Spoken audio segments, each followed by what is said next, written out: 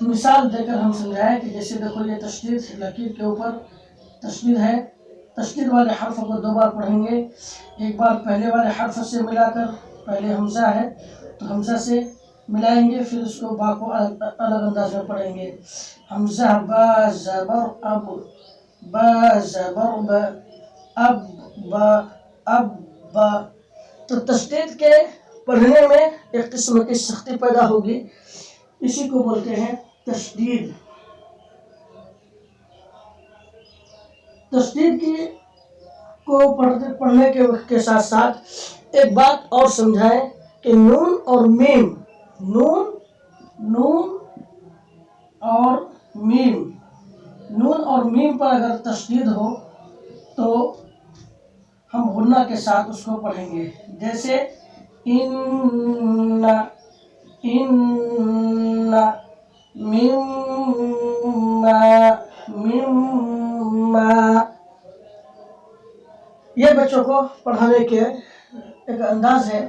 اس کے بعد پھر ہم جو مشق ہے کتاب کے اندر، اس مشق کو بچوں کو سمجھائیں گے اور مثال کے ساتھ بتائیں گے، ابن، ابن، ببو، جب، جب، فع، سیرت، سیرت، اور ایک ہے سعیرت، سیرت، سین یا پیش، سوئی یا زیر ی، سوئی، رات زبرت، سیرت۔